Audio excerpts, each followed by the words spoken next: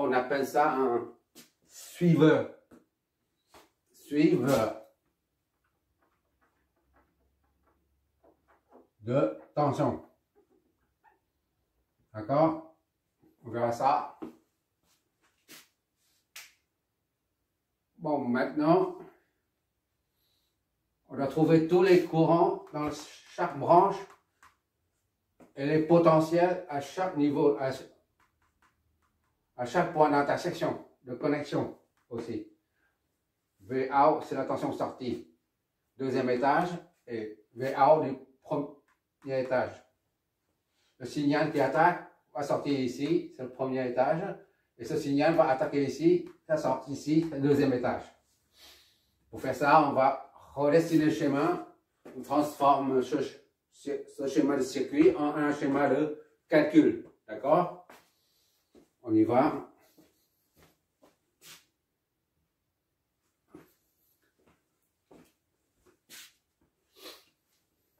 On va faire ça, on n'a pas besoin.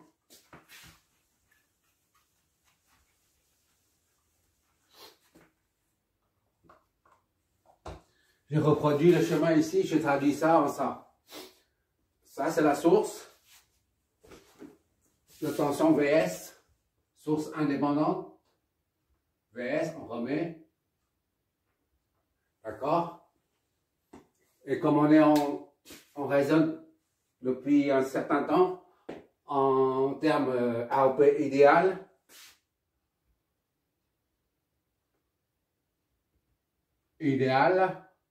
pour A1,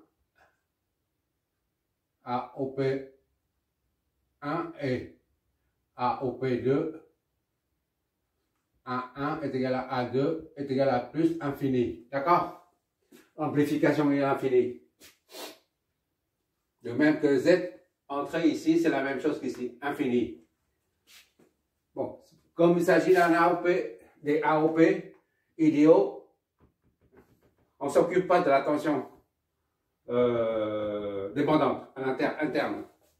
C'est la même chose que la tension sortie ici. Qu'est-ce qu'on va faire là? On va numéroter 1 ici.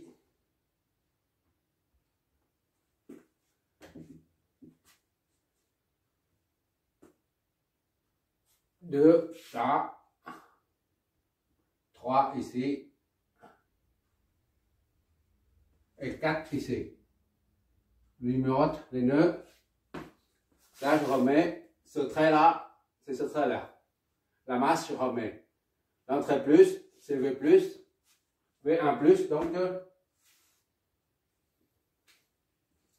V1 plus, c'est ici. Puisque c'est un AOP1, donc on met V1 plus. Ici, c'est V1 moins. V1 moins. Ici, c'est AOP2. V2 plus. 2 plus et V2 moins. 2 moins. Quoi encore?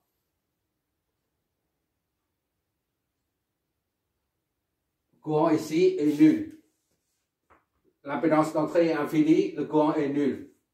Mais on met quand même. Non, on ne met pas. On met quand même ici 0. Parce que c'est ouvert. 0. Là, c'est IAO. IAO ne peut pas passer là-dedans. C'est ouvert ici. Donc, IAO 1. 1. Comme il ne peut pas passer par là, il descend. D'accord? Descend ici. Mais comme ici aussi, c'est fermé. C'est ouvert. Donc, on met quand même. On verra ça après. A1 est nul aussi. Il ne peut pas passer nulle part, ni par là, parce que par là c'est ouvert. Par là c'est ouvert aussi. C'est pas bouclé là, ici. On met quand même, on verra ça après. Et il y a 2.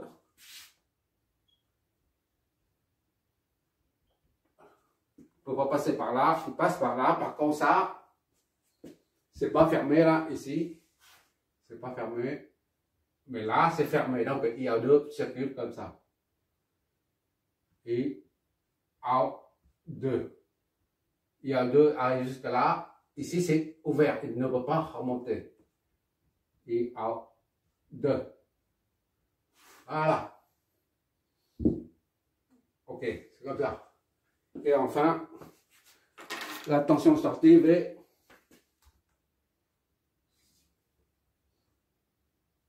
Out.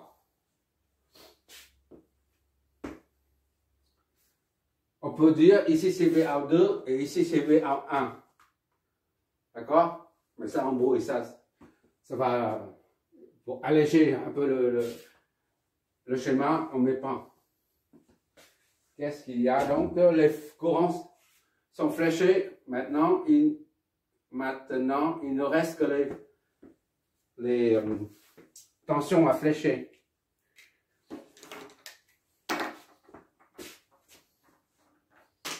Il y a combien d'éléments récepteurs ici? Il y a 2. V4,3 et V3,0.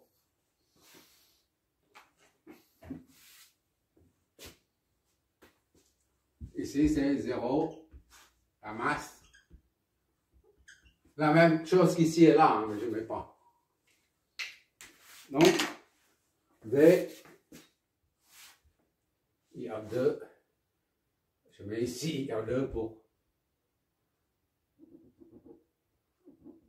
avoir de la place. Et out 2. Voilà. Ça pour avoir de la place.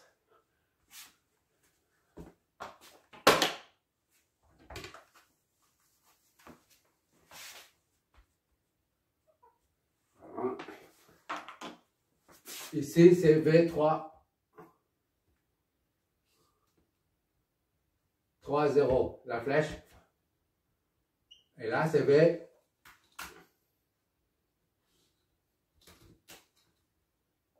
4, 3, V40. Bon, on n'a que ça comme tension, comme différence de potentiel en borne des éléments récepteurs. Bon, on peut y aller maintenant.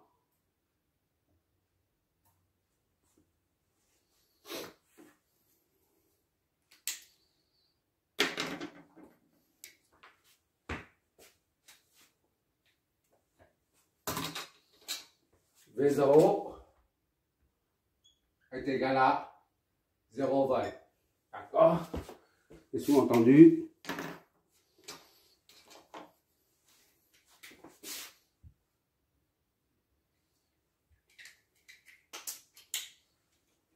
Quoi encore?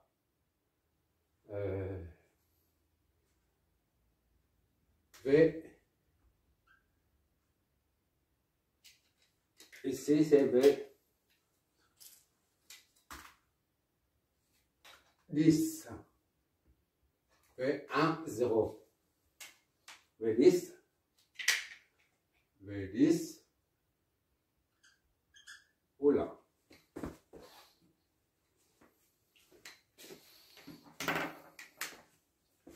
V10 est égal à V1 moins V0 est égal à V10 est égal à VS. VS est égal à 4 volts. Soit V1 moins V0, c'est 0, est égal à 4. Par conséquent, V1 est égal à 4 volts. Voilà.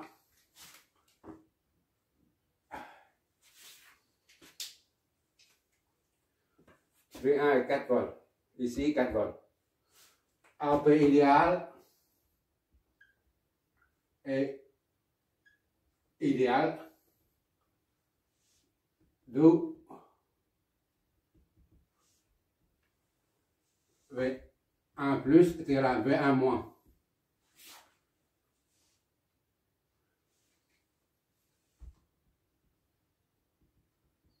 Car l'amplification est infinie. Or, V1 plus est égal à V1. V1. 1 plus, V1, V1. V1 moins est égal à V2. V2. puisque V1 plus est égal à V1 moins, donc V1 est égal à V2. D'accord? V2 est égal à 4 volts.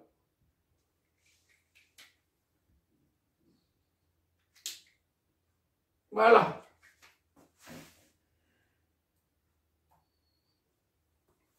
V2 est égal à 4 volts. Et de là, c'est le même raisonnement A au P2 idéal. Et par conséquent, V2 plus est égal à V2 moins.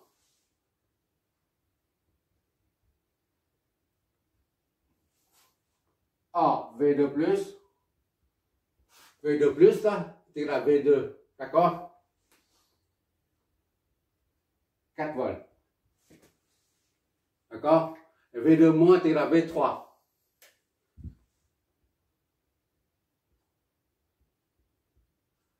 Donc, V2 plus est égal à V2 moins. Donc, V3 est égal à 4.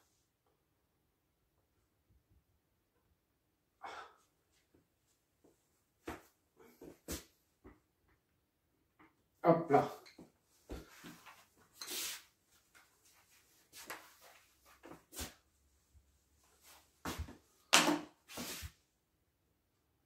V3 est égal à 4 volts aussi.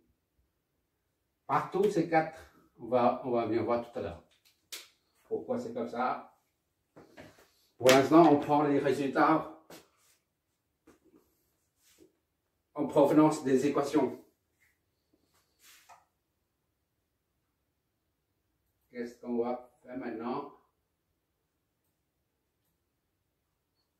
Maintenant, on va occuper de... Ah, ça c'est V43, c'est pas V40. Ici c'est 3, V4, 3. V43, d'accord?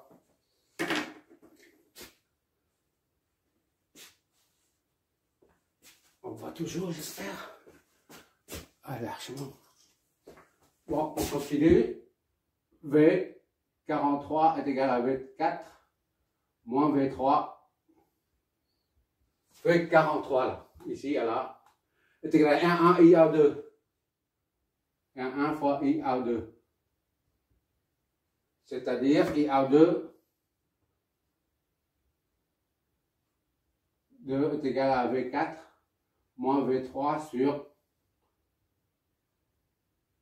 R1. IA2 est égal à V4.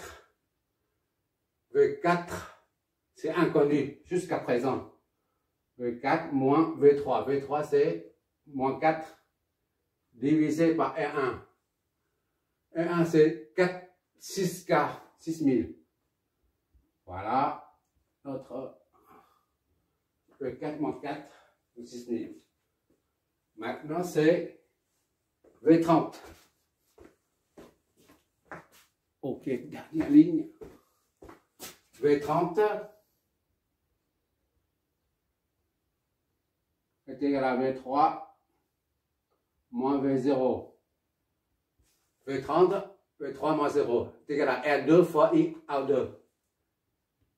2 fois IA2. IA2, V3 est égal à V3 moins V0 sur R2. C'est-à-dire IA2 est égal à V3 c'est 4 moins V0 c'est 0, d'accord? Divisé par R2. C'est 4000, 4K.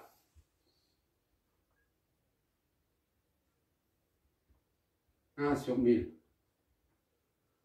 D'accord? IA2 0,001 ampère 1 milliampère. Voilà.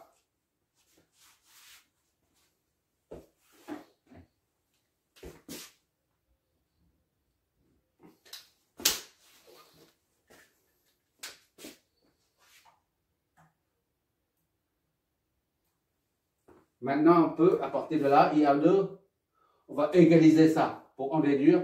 On va égaliser les deux là pour en déduire V4.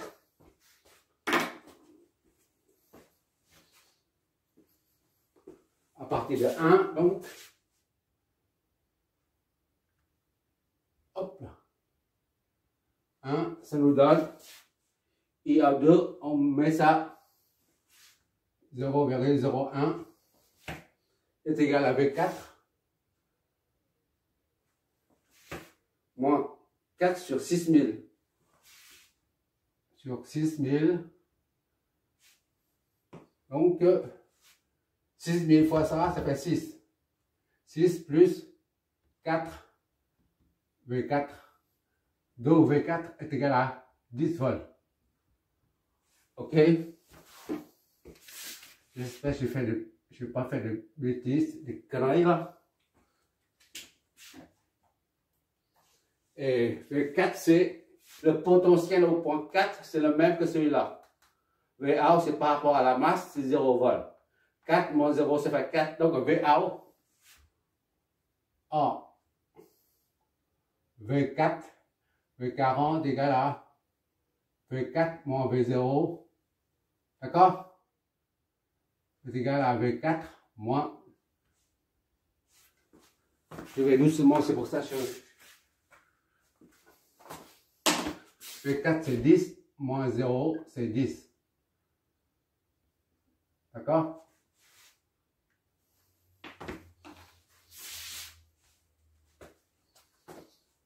Or, VA est égal à V40, soit VA est égal à 10 volts. Voilà. Tout est terminé.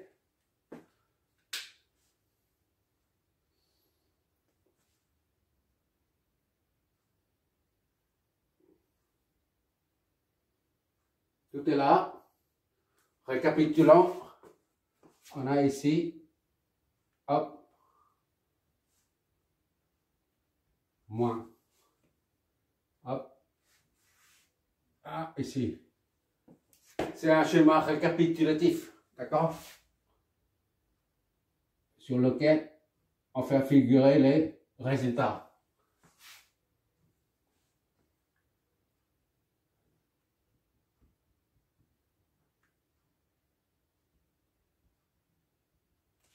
Voilà. Et là, c'est hop là. Ici à là. Ici à là.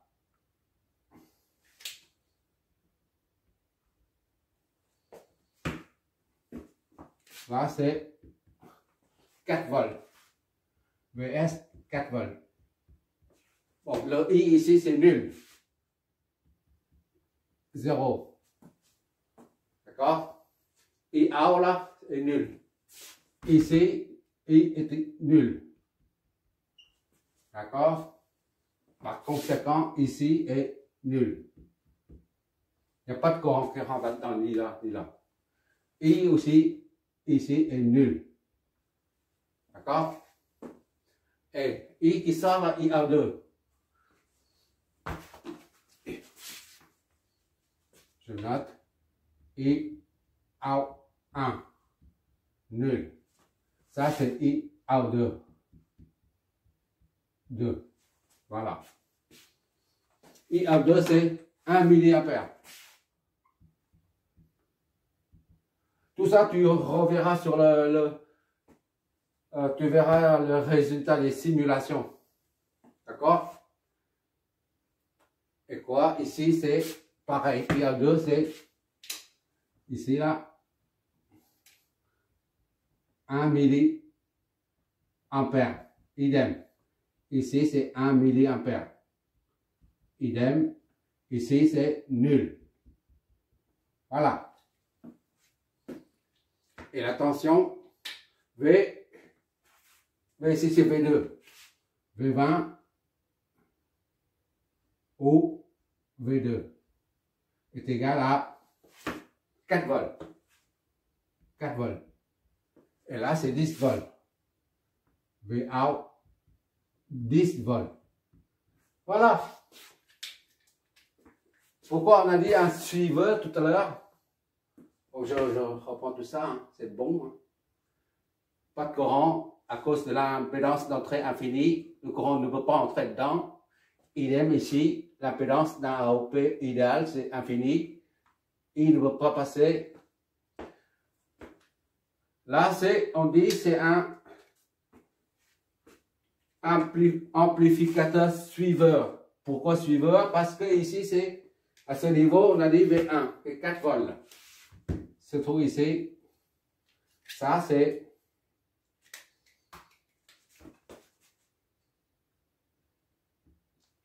$4 volts. D'accord? Et à la sortie, là, et ce niveau-là,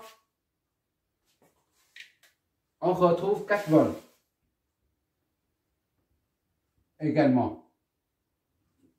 C'est pour ça la tension d'entrée, la tension de sortie suit la tension d'entrée. D'accord? Ça, c'est un suiveur.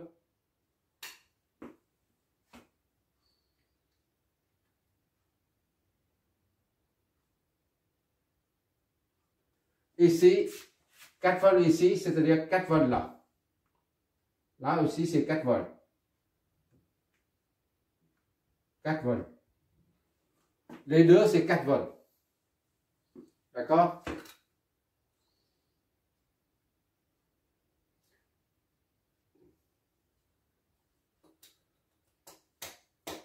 Ça, c'est limité.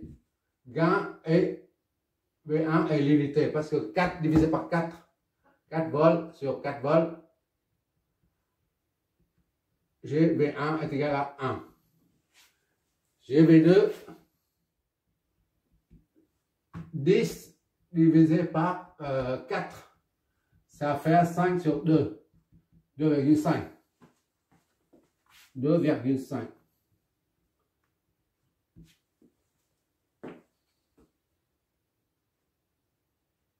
Voilà, c'est terminé. C'est le 7e, je crois. Pas de courant qui entre là-dedans. Pas de courant qui entre là-dedans. Il n'y a pas de courant qui sort ici, le premier. Parce que lorsque ça sort d'ici, là, elle va buter contre l'impédance infinie du deuxième, ainsi que l'impédance infinie du premier AOP. C'est pour ça qu'elle ne peut pas exister, ce courant-là. Ce courant I, là. I out 2. I out. Qu'est-ce que je raconte là? Ça, I out là. Out 1. Voilà. Ça, c'est I. Voilà.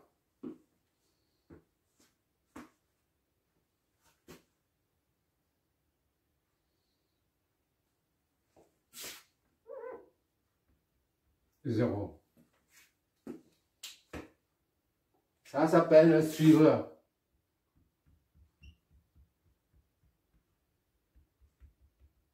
D'accord?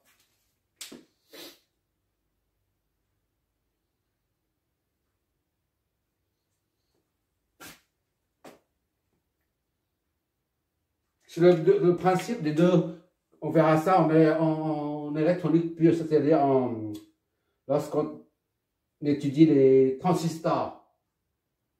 Un qui est comme ça là, et l'autre qui suit. Comme ça. Voilà. Le suiveur. La chute de tension ici là, négligeable.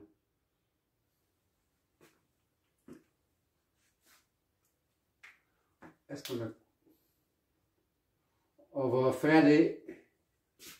On a déjà fait des inverseurs. Inverseur qui est comme ça là.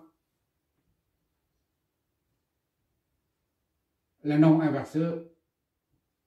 D'accord? Non inverseur. Et après l'inverseur qui est comme ça. C'est idem sauf que l'inverseuse. Voilà, c'est noir en haut. Inverseuse, non inverseuse, et sommateur, on a fait sommateur, comme ça.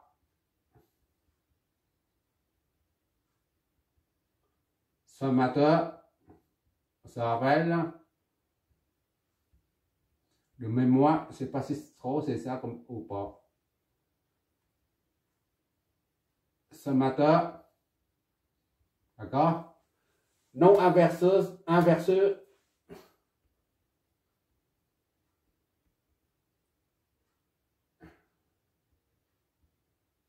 Voilà.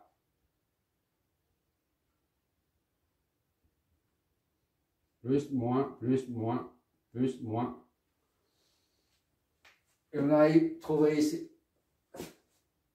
C'est des câblages type non inverseur, configuration non inverseuse, et configuration inverseuse, configuration sommateur. Et là, j'ai configuration suiveuse. On va faire, au lieu de continuer avec les AOP, avec des tensions continues, on va faire en alternative pour avoir des intégrateurs différenciateurs. Qu'est-ce que ça signifie? On verra bien. Qu'est-ce que ça donne quand il y a c'est comme ça, je crois. Voilà. On va faire maintenant. Et ça, c'est différenciateur. Et puis,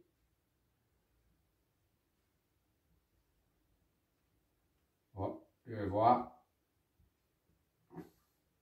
Intégrateur. Différenciateur, c'est-à-dire ça, dérivé.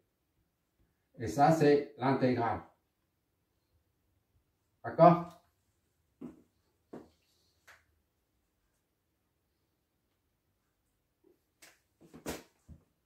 Différenciateur. Différentiel. D'accord. Et intégrateur.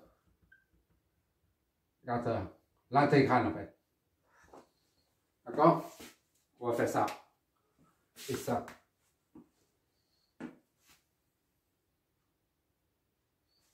Merci d'avoir regardé.